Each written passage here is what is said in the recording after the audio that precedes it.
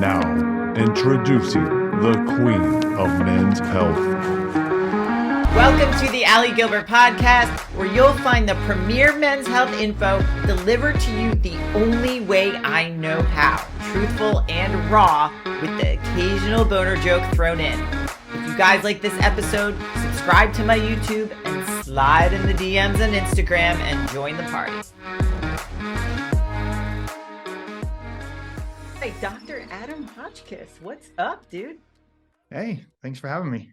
Finally got you on. So you are going to be speaking at SILVERBACK, which I'm super pumped about. And basically, I want to introduce my audience who may not know you yet, exactly who you are and your background and how you got with Merrick Health and everything. So can you go into kind of how you became a doctor and how you got to where you are today?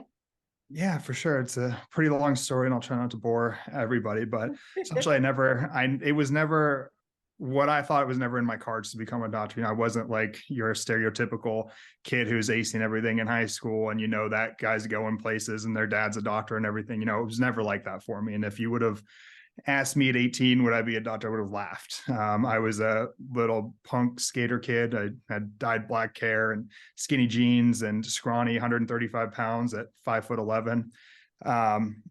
So, after graduating, I kind of partied for a few years and ended up kind of getting in trouble. And then also just stepping back and taking a look at my life and going like, what the hell am I doing? I'm about to be 20 and I'd hurt myself pretty bad in skateboarding. I'm like, I'm not making money at this. I don't really even have a good job. I'm not in school. Like, what am I going to do with the rest of my life? Which I'm glad I had the ability to do that, because some people don't, and then their life just stays on the trajectory.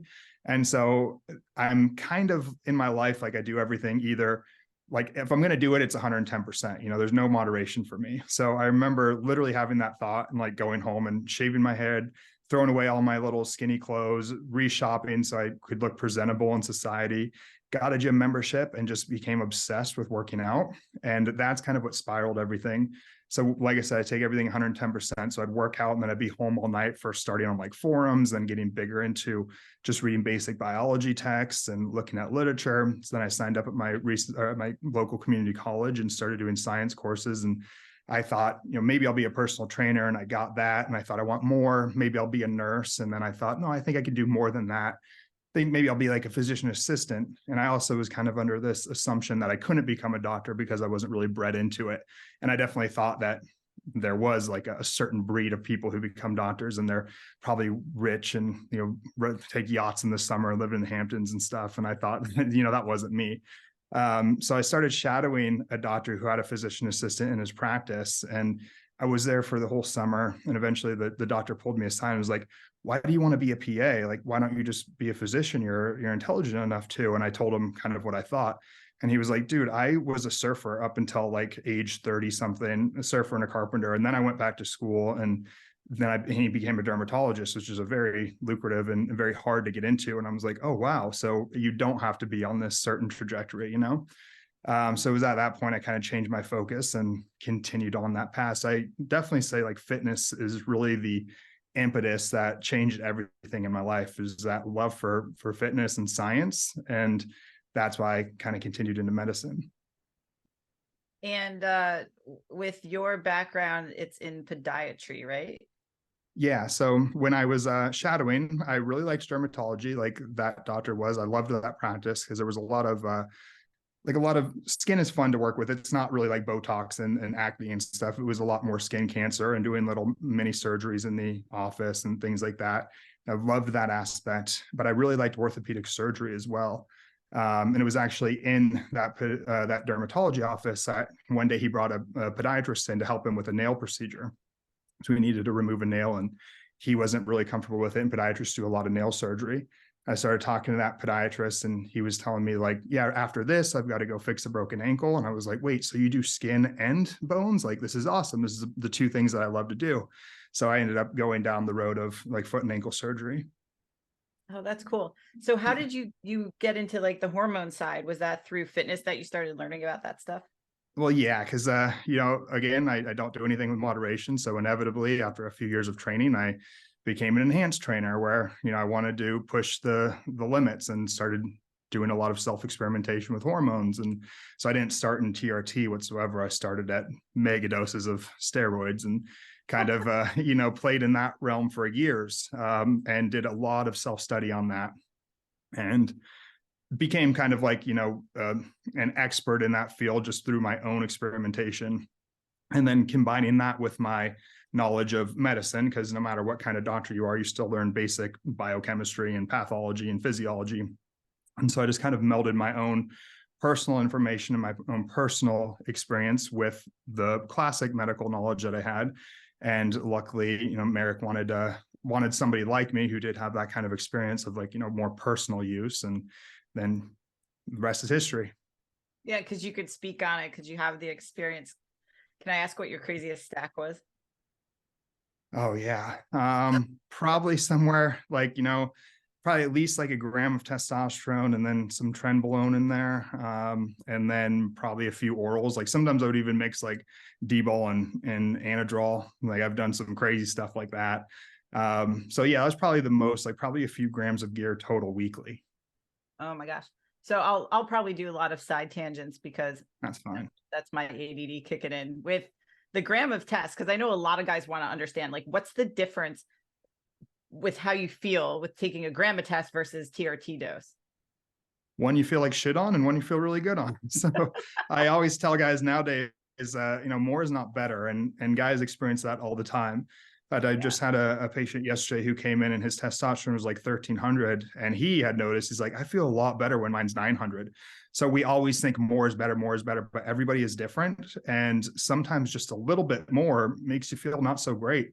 But the kind of stuff that you experience with that, I mean, insomnia is big. You're sweating all night long. You feel bloated, uncomfortable. You kind of feel toxic from the inside. It's kind of weird. It's you feel awful. Looking like when I was in it, I didn't really realize, but looking back now, knowing how good I feel now, I'm like, oh, I just felt awful. You just kind of always have this low grade type of inflammation and just nastiness occurring all the time. And like so many guys say, like you said, should I go up? Should I add more? And this is a good kind of segue into talking about this because we do have so many listeners who are considering TRT or already on it. And not all of them are with Merrick Health yet, but if they're thinking, oh, maybe I should go up in my dose, like what would be the qualifications for that? Is it a feel? Is it a lab marker? A little bit of both. And I think that's where kind of the beauty or the art of it comes in, because we don't want to focus just on symptoms because sometimes symptoms can be misleading. I mean, if you look at the symptoms of low testosterone, you can put that under 10, 20, 30 other diagnoses too, like fatigue, lack of motivation, low libido. That can be so many other things, So we can't just go solely based on that because maybe you're having low motivation and low libido because you're stressed and your cortisol levels are high, or maybe it's because you're thyroid. So if you just think I'm only going to go off symptoms, you may inappropriately give yourself testosterone. And then conversely, you can't just go off of labs because, like I said, that guy felt really good at 900. He didn't feel so good at 1300. And so the opposite is true for some guys. Maybe they have like a 600 and maybe that's too low for them, even though it's within normal. And maybe they don't feel their best until they're 1300. So it's kind of taking a mixture of the two and, having that ability or that art to meld them. And then what else do you guys look at Merrick that would kind of close the loop on a guy being optimal besides testosterone? Well, everything really. But there's so much that goes into it. You want to make sure they're metabolically healthy. And so we're looking at fasting insulin, their A1C, their fasting glucose. You want to check out their thyroid. So we're doing pretty in-depth thyroid markers. So not only TSH and T4, but also T3 and reverse T3. You want to look at their inflammation markers. So that's usually something like a CRP, but you can also look at things like ferritin.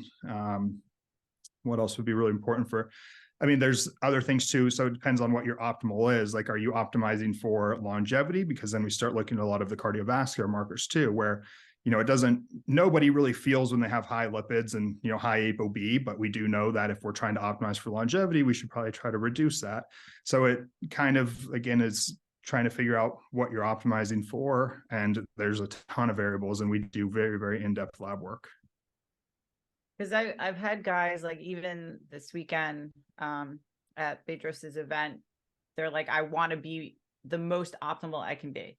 And I think the clinic that I'm with is not necessarily helping me with that. Can Merrick help me with that? And I always want to understand what do they mean when they say, I want to be the most optimal? You know what I mean? Like, what do you guys mean when they say that? It's tough. I don't know either. I'm always trying to tease that out because a lot of times I think like, do you just mean that you put on the most muscle as possible? And that's something kind of going back to your previous question too, like the difference between the gram of gear versus a TRT. Like, you know, I'll tell guys, if the only thing you're trying to get out of coming here and being what you deem optimal is putting on more muscle, like that's not what TRT does really. I don't think TRT is great at building muscle. As our friend Dave Lee always says, you know, TRT does give you the results that you deserve, but nothing more, you know, nothing less. So if you don't have your diet and your training all dialed in already, and you just add TRT into the equation, if it's true TRT, a true replacement of what your body should be producing, your gains aren't going to be really any better. And I've to this date yet to see any data that shows that within normal physiologic ranges of testosterone, you're going to gain any more muscle, meaning a 600 doesn't gain less than a 900 and vice versa. There's no data to prove that. So it's not until you get into that super physiologic levels. And I think some guys are optimizing for muscle gain and they think, oh, mine's 400, but that upper end of normal looks like 1,000. I'd put on a lot more muscle then. It's probably not true. Yeah. Guys come after me because in a couple of reels lately, I was talking about how like, you know, testosterone or TRT alone is not going to provide exactly what you said in terms of muscle. And they're all like, well, there's studies that show that you can inject anabolic steroids and gain muscle. And I'm like, this is not anabolic steroids. Like, exactly. Are we there's one study that it was, they gave people 600 milligrams of testosterone. So that's about 6 times a TRT dose. And they basically just let them sit on the couch and they did put on some muscle. I would argue that that muscle that they put on probably isn't even visible. So it's not the kind of gains that you're hoping for. They certainly didn't turn into Chris Bumstead. And, you know, and you're going to hit a ceiling there too, just like bodybuilders do when they're ramping up, you know, those high amounts of gear. Eventually you stop gaining because you have your own ceilings. So sure, they put on a little bit of weight in the beginning, but they probably weren't noticeably bigger. And it's probably something that is short-lived. So yeah, like to your point, you know, that 6 times the TRT dose. That's crazy. Cause that's like the whole reasoning for my GPP for TRT approach, which you're familiar with, and just getting guys to go into being in a healthy state. Can you talk on some of the conversations that you have with guys regarding their need to actually exercise and become less inflammatory before they go on TRT? Because they came to you expecting that you would just give them a script right away. Yeah, the way that I look at it that I think is easiest to understand is your body is producing the amount of testosterone that it can tolerate at that time. So when you're unhealthy, you know, you're only maybe producing 300 nanograms of deciliter of testosterone. You know, that's what your body at that point can handle. So if all of a sudden we just ramp that up, we're going to wreak a lot of havoc. You know, it's like Dave and I say, it's like, you know, putting a super engine into like a beater car or filling it up with this, you know, premium fuel when you got to beat down old Honda.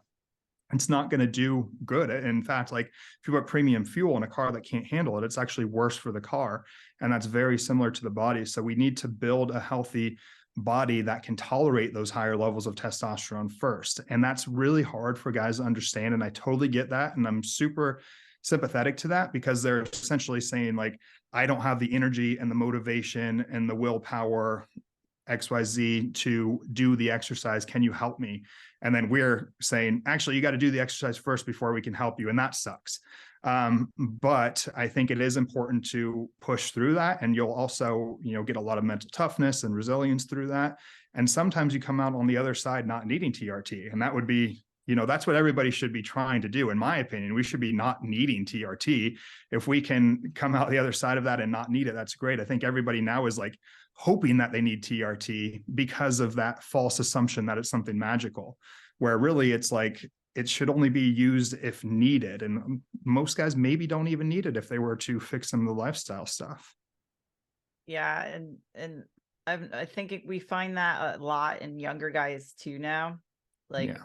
there are guys 30, 31 that message me and they're like, you know, am I too young? And I'm like, there's guys that are like 25 that are thinking, you know, the same type of thing because they're so overweight and just in a bad spot. And I know there's times where men will get scripted TRT to help give them that motivation. Like, how do you differentiate between I need you to do the work, but Yeah, that's hard. I wish I had a better way of dealing with it. I think, I don't know, like in a perfect world, I think I would have like an entire practice where there was a gym and everything involved too. And we were really working on them, like maybe a membership thing, like, you know, they come in and buy 3 months with us and we put them through the first 2 months of training to try to, and we're constantly looking at their numbers, but we don't live in that perfect world. And a lot of guys are, you know, short on funds. And so sometimes we only see them once every few months, and sometimes it is needed. And the way that we'll kind of navigate that is maybe starting with lower doses, because like we talked about, you may not be able to tolerate those higher ones due to how unhealthy you are.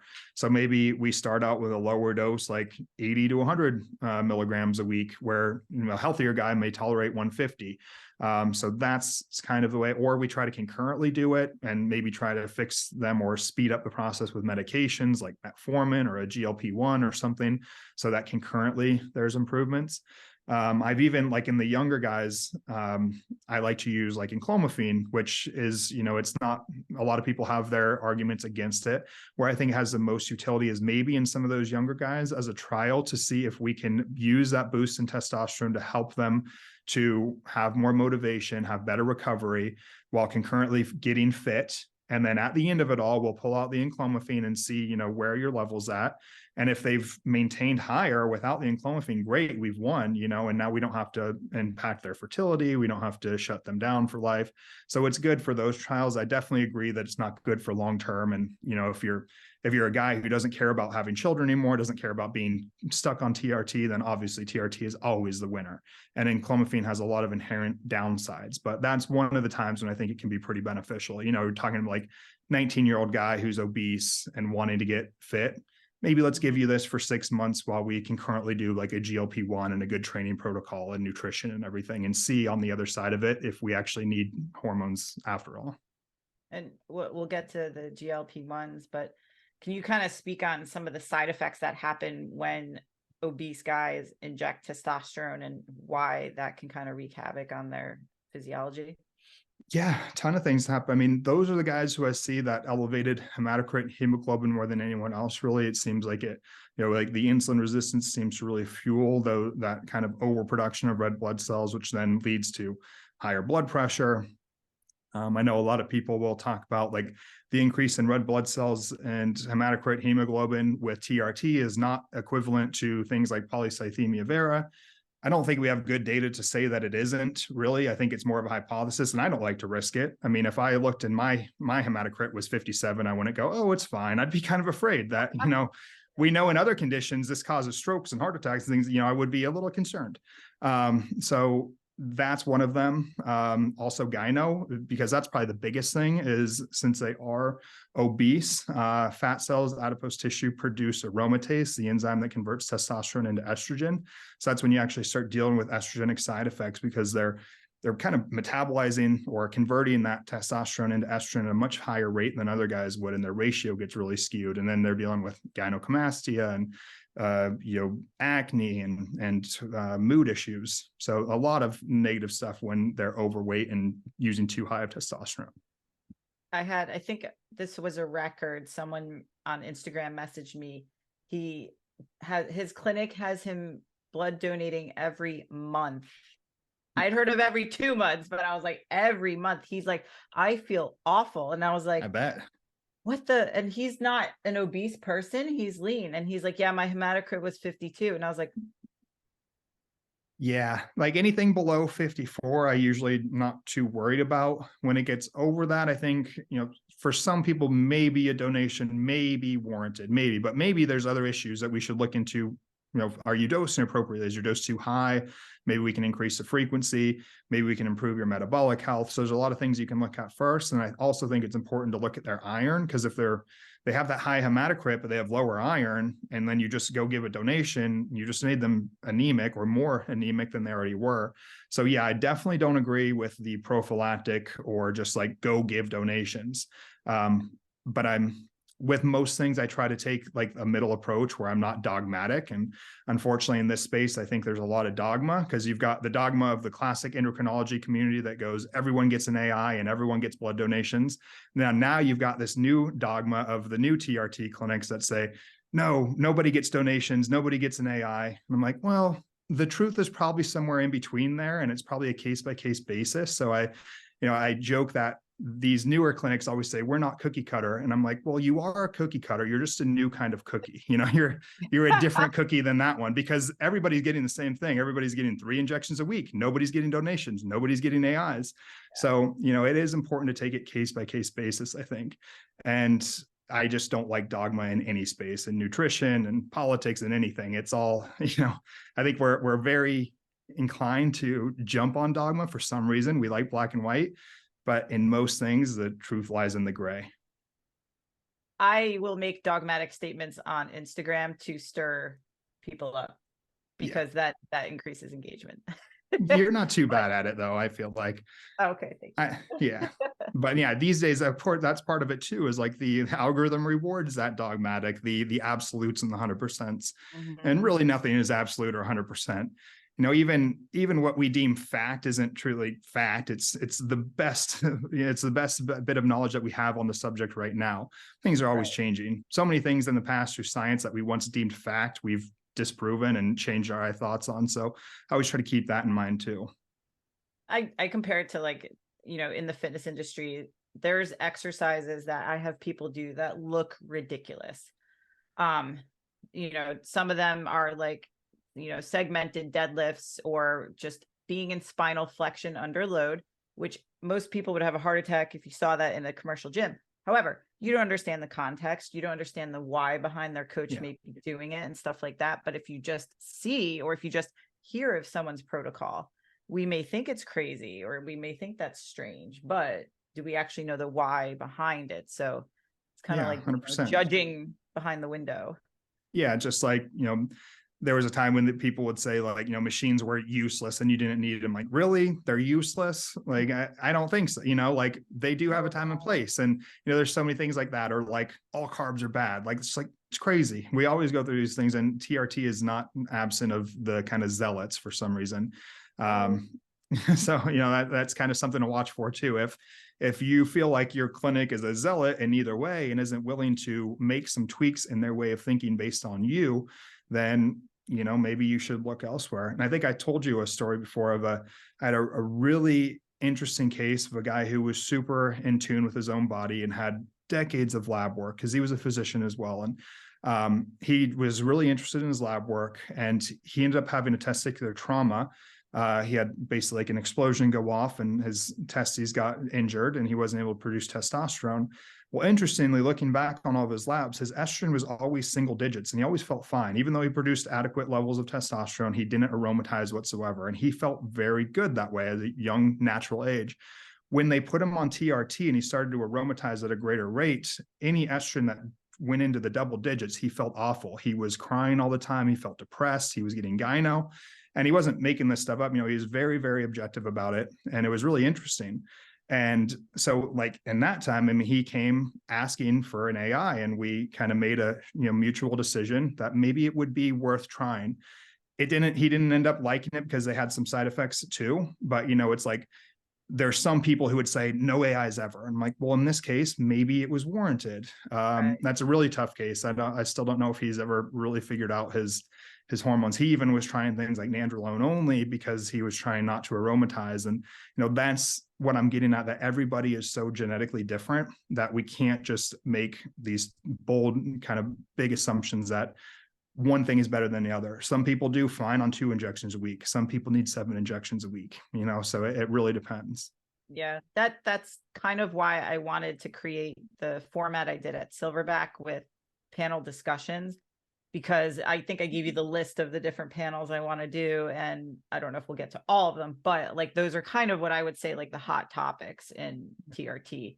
The AIUs, the hair loss medications, even like the ED drugs, but not necessarily for ED, and then all the things that kind of everyone maybe is dogmatic about, or they just aren't really sure, just to have like an open, honest discussion. Yeah, it's gonna which be I fun. think, yeah, it'll be fun. Like, I don't think we'll have to like restrain anybody, but I think it'll be entertaining. But also, like, I think the group that we attract at Silverback is a respectful group, in the sense that everyone may be like, there are people that'll be very open to hearing an opposing opinion and actually maybe change their mind, God forbid. But like, I know everyone's position on most things who is attending, and nobody's like a 180 from another. I think everyone is middle ground on a lot of stuff, but then there's some that kind of veer off here and there, which I think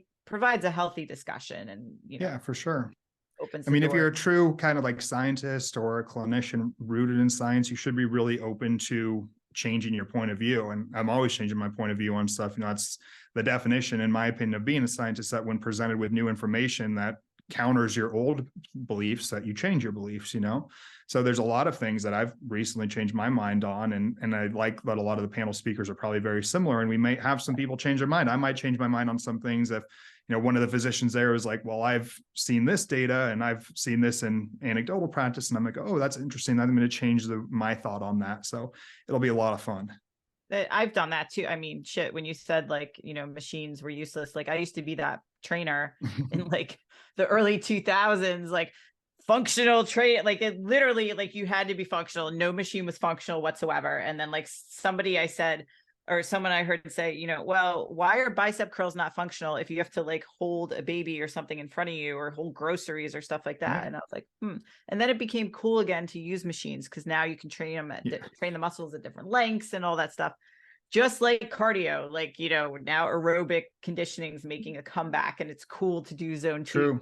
Where everyone used to brag, I got this ripped without cardio and fuck cardio and blah, blah, blah. Like, I lift weights faster. That's all people would say, It's funny. Yeah, it's becoming super popular. Yeah, totally. There's still t-shirts on that, and there's still like, people promoting that. And hey, whatever works for you. Like, again, fitness, nutrition, TRT, like a lot of that stuff's going to be very individual and contextual. What are some of the things that you've changed your mind on? Recently, probably more in like the nutrition space and more of some of the functional medicine stuff. So like, for example, things like endocrine disruptors, probably if you would ask me like 3 or 4 years ago, I would have said pseudoscience, quackery, just propagated by holistic or functional practitioners in order to sell something. But then more and more data is coming out where there may be something to this. Maybe the plastics are acting as endocrine disruptors, and maybe people are having skewed hormone panels due to their environment. So I've definitely changed my mind on that. Things like food intolerances, specifically things like gluten, because again, probably 3 or 4 years ago, I would have said, only a fraction of a % of the population has celiac disease, and this whole gluten intolerance stuff is bullshit. But I had a personal experience with, my wife, Victoria, has kind of this like undiagnosed, very close to like a psoriasis type dermatitis sometimes. Like every now and then she'll just get this like psoriasis breakout, and no one's ever been able to truly diagnose this. We got a punch biopsy and it did look psoriatic. But specifically, there was one time that we got these bagels that were like trending on Instagram or something, that were essentially these high protein bagels. I don't know if you saw those, but No. they were basically just made of gluten, because it was like, all wheat protein. So you end up getting like 30 grams of gluten per serving. So she ate one and then just had a massive outbreak. Like her whole neck broke out and this big psoriasis and around her eyes. And it happened like 2 times when she introduced the bagel. So we were like, oh, interesting. Even though she doesn't have celiac disease, and even though there's no test that would indicate that she has any intolerance to gluten, it actually seems to be causing these issues. And the same would go for like vegetables. Like I've definitely pushed back a lot on the carnivore community for saying like vegetables are killing us. But I do see with some people, there are some vegetables that people are kind of intolerant to, and they have issues like rashes or, achy joints and things when they eat them. So I don't completely fall into that camp of vegetables are trying to kill us and you should cut all of them out. But I definitely agree that if you're eating broccoli and every time you eat broccoli, you get a rash and you get depressed and your joints swell up, maybe cut out the broccoli, and again, a few years ago, I would have said that's quackery and there's no evidence to support that. So I tried to open up my horizons too. And I think most people, unfortunately, like after, the pandemic and everything, a lot of us kind of changed our minds on the status quo in the scientific communities because we realized like, oh, things aren't always as legit as we once hoped and thought they were. Things are kind of, fueled by money and there's a little corruption and results come out. And, so I definitely changed my mind with all of that too. Oh yeah, that's a whole nother tangent that we can go off on, maybe with Rick. He likes talking Yeah. about that.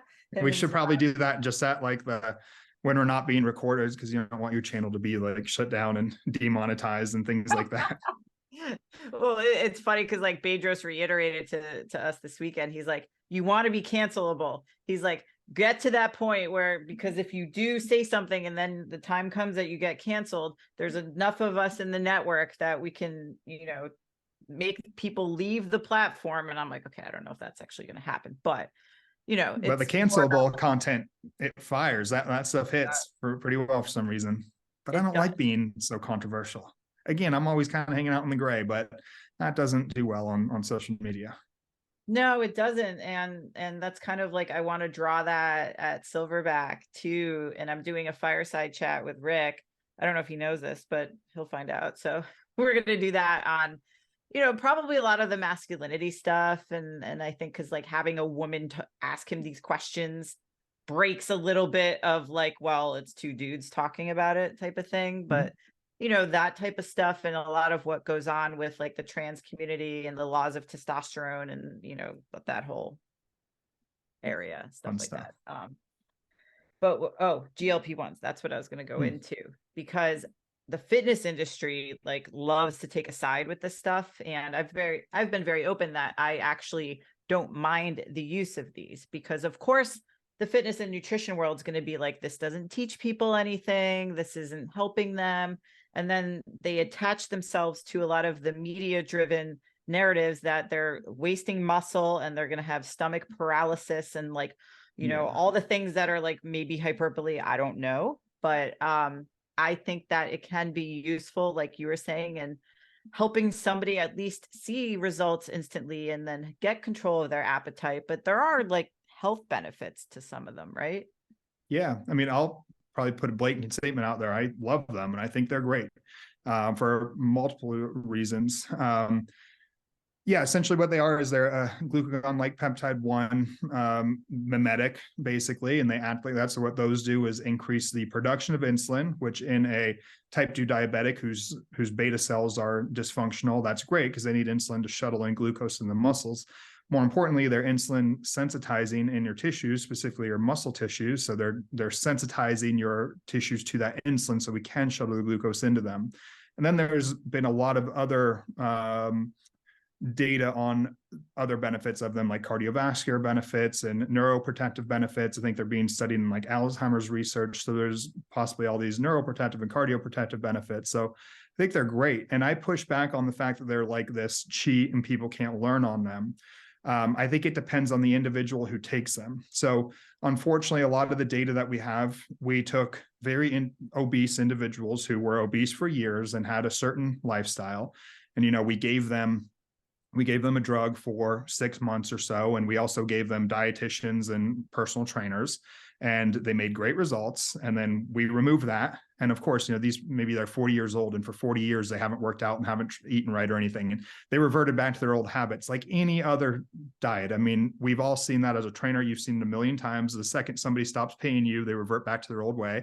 They gain everything back and lose it.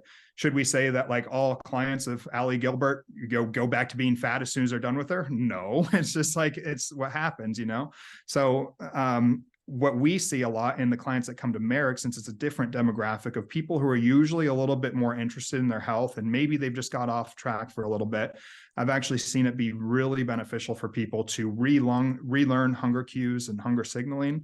One example comes to mind of this woman who I believe was probably like 50 years old. And I remember her telling me for the past 30 years, she's tried every diet and every medication under the sun. She was doing things like fen and stuff like that, and every diet, and she always would gain all of her weight back.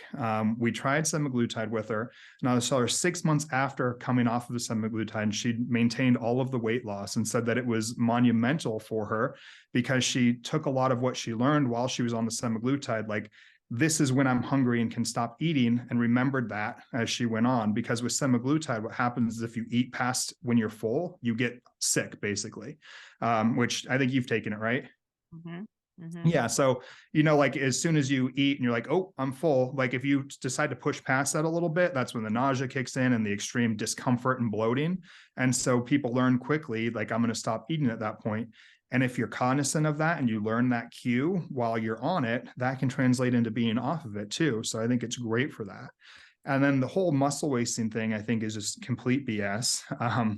Every single one of us, I mean, probably all of your listeners understands that if you're somebody who's trying to lose weight and you don't prioritize protein and you don't prioritize heavy lifting, you're going to lose muscle. Every bodybuilder knows this. I mean, that's why when they go into their cut, they all of a sudden ramp up their protein higher than when they were trying to build muscle, and they lift probably just as heavy. That's what we've always been taught, like, keep lifting heavy into your cut so you don't lose muscle.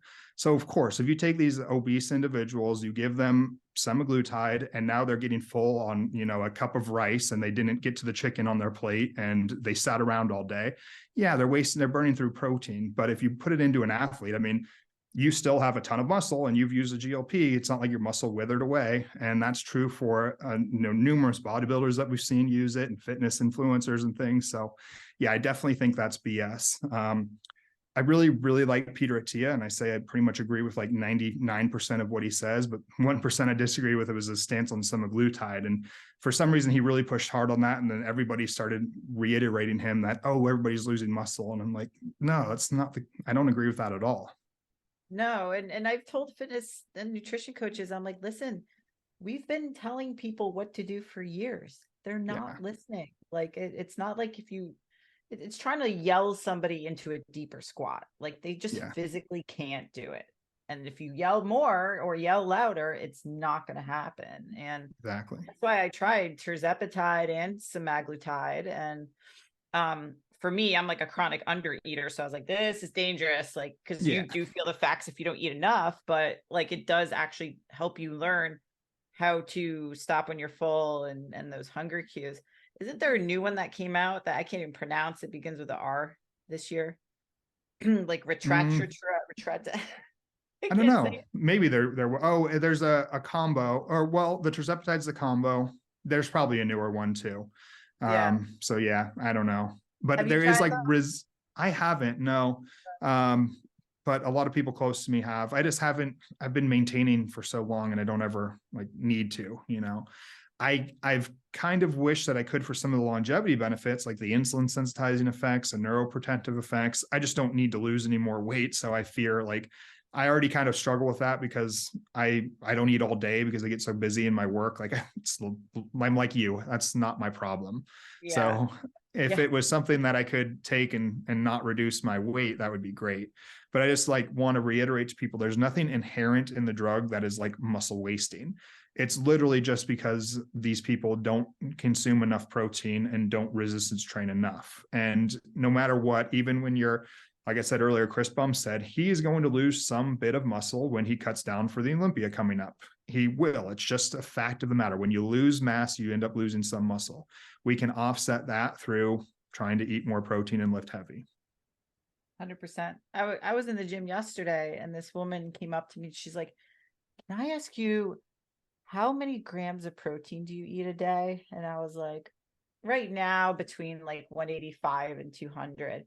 And I thought she was going to like freak the fuck out. Right. And she was like, okay, that makes sense, because I think I should be eating like 170. And I was like, oh, really? Like, what made you think of that? And she's like, well, my intake's like 80 grams. And I think that was way too small. And I want to build muscle. And I was like, well, shit, this is not the usual conversation you have in the gym with women. So I was like, oh, this is awesome. Cause she's like, she read it on bodybuilding.com. So I was like, cool. And, she's like, I read that in order to look the way I want and maintain my muscle, I have to eat protein. And I was like, yeah. I was like, That's all awesome. right. Like, you know, Yeah. the internet is starting to maybe change direction. Again, yeah. I mean, everything kind of changes. And yeah, we get more and more evidence on things where before we thought it was pseudoscience and bro science, and then new information comes out and hopefully we change our mind on it. And are there other things that can help with body composition aside from the GLP-1s that you guys use? Yeah, well, I mean, even just like testosterone can be hugely beneficial for some if you're in if you have true like hypogonadism or low testosterone, and you put your testosterone to normal higher end physiologic ranges, I think that'll definitely improve. It's going to improve your basal metabolic rate, or increase it rather, improve your nutrient partitioning, meaning the food you go to will go more towards building muscle and it'll increase protein synthesis rather than being stored as fat. So that's a huge one. And I would definitely say, like, you know, I push back on the fact of building muscle and using it for body composition, but that's more in like taking a mid-range testosterone to a higher end testosterone. There's probably not going to be a lot of improvement, but for a guy who is actually, you know, hypogonadal and we increase them to an upper end, I think there'll be huge body composition improvements. Again, not turning into Chris Bumstead, but maybe turning into a guy who looks good at the barbecue during the summer, you know, with their shirt off, which most guys would like, maybe the outline of their abs. I think thyroid's another big one, because if you're, you know, have hypothyroidism, that's basically the governor of your metabolism. One thing that's interesting with thyroid is a lot of times increasing thyroid also increases hunger. So you may not get the body composition effects that you want. That's why when you look at the data, you don't actually see people lose weight when they fix their thyroid, because usually their calories increase too. But if you're cognizant of your calories and you add in thyroid, that can be beneficial. There's also peptides like the GHRPs, growth hormone releasing peptides, and increasing growth hormone and IGF-1 seems to have a favorable effect on increasing lipolysis, or the burning of fat for fuel, and beta fatty acid fatty acid oxidation. Let's see, there's also an interesting one called AOD 9604. Have you heard of that? Yeah, Yeah. I've tried it, but I never stick with them long enough to see anything. So I don't know if I know. I tried it for a little bit too. Same thing. It seems promising on paper and mechanistically. I love to tell people that AOD stands for anti-obesity drug. I guess that's pretty cool. I don't know if you knew that, but what that is essentially they've taken the growth hormone, which is a long peptide chain, and they've extracted out the part of growth hormone that's responsible for that burning fat for fuel part. And so you're only getting that aspect of the growth hormone, which I like, because I think growth hormone has some inherent downsides, like insulin resistance and maybe fueling certain cancers via the increase in IGF-1. And so I like it seems promising to me that we could just use the really beneficial part of growth hormone. So some people get really good benefits from it. There's other stuff. Oh, go ahead. Growth hormone is one of the things that I get asked on a lot, and the true difference between the peptides and GH. And I've chosen not to become like a pseudo expert in that, because I just hand that off to you guys. But like, people generally, they're like, obviously the price is a big differentiator, but even if you have all the money in the world, is it still better to take the peptides? I don't know. I'm going to come out and again give a blanket statement. Like I said, I don't like to do, and I think growth hormone and peptides are a huge waste of money, to be honest. And that's from my own personal experience, of course. So here's the nuance part of it, is that some people respond really well to them, but I haven't. And like I mentioned before, you know, I've used extremely high doses of things, and I've used upwards of like 10 to 12 units of growth hormone a day, Oh, wow. which is a lot, because like a replacement is probably 1 to 2. And so even using those high amounts, the only thing I ever saw was extreme water retention, to the point where I legitimately had cankles as a very lean person. Like, you would think I was obese if all you saw was my ankles, because they were hanging over my shoes. So it caused a lot of water retention and very little change in my physique. And it's never been proven to increase muscle growth, maybe soft tissue growth, like tendons and everything. It seems to change bones a lot. So, you know, you look at bodybuilders, they all have pretty similar faces with those really pronounced foreheads. Their feet grow, their elbows get really pointy. I don't really know why we would want to be taking something that's causing that and not really doing much for the muscle. I think the idea is that it keeps you a little bit leaner, but I think just eating less keeps you leaner too. So, you know, it's not something that I love, especially when you look at the effects on longevity, and this is probably my biggest like gripe with these longevity clinics and TRT clinics and stuff, is when they promote growth hormone as a longevity medication. And that instantly tells me they have no idea what they're talking about when it comes to longevity. Because if you actually talk to true longevity scientists, which are usually pretty scrawny little, things, because we know that like the more you ramp up growth hormones, like growth hormone and IGF-1, you're accelerating life and you're speeding up life, which would mean that you're shortening your lifespan. And I try to put it into a context that people understand and think about, like, when you're going through puberty, when you have the highest amounts of these hormones, think about when you see a kid who's like 16, you could see them and they go off for a week and they come back and they look like a new human. Like their life is so fast, they're aging so quickly. And that's what occurs. You look at the bodybuilders, a lot of those guys are in their 20s and 30s that'll be on the Olympia stage. And a lot of them look like they're in their 40s and 50s because they're in a chronic state of pure growth. They're always growing. Their protein is always being turned over. So that's why the longevity community will do things like fasting and lowering IGF-1 and lowering growth hormone. I think a balance needs to be struck to where you can still maintain a healthy physique that has muscle, so that when you're 80, you don't fall and break a hip and that kills you, but also not just ramping up all these growth factors to where you're just speeding up everything and you end up, decreasing your lifespan. So I hope that made sense, but that's kind of a big gripe I have when they say, oh, take this for longevity, because it's not really. It's increasing your hair, skin, nail quality, like right now acutely, but long-term, it's probably not great. And I'm glad you said that about peptides, because back in like the 2010s, when they weren't really even available legally, when they were the research chemicals that you buy online, I think about every single one. I don't know what they did. And I was like, oh, like, I'm going to try this. I'm going to try this. Never felt a difference. And then when they were legal, still like melanotan, I think I'm the only person it didn't work for, because I love really? spray tanning. And I'm like, I took it. I swear I took it for a week. Maybe I need to take it longer. But I was like, I'm in Florida. I walk in the sun every day. I'm nauseous as hell and I want to hump a tree, but I'm not tan. Like, what's going on? Isn't that weird?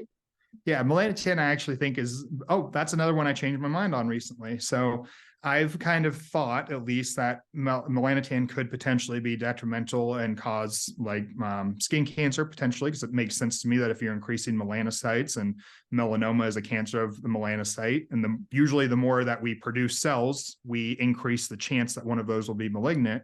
But then recently there was a paper that came out where they actually used melanotan as a treatment for melanoma. So that was pretty interesting. I'm still not 100% convinced, but it sparked my interest.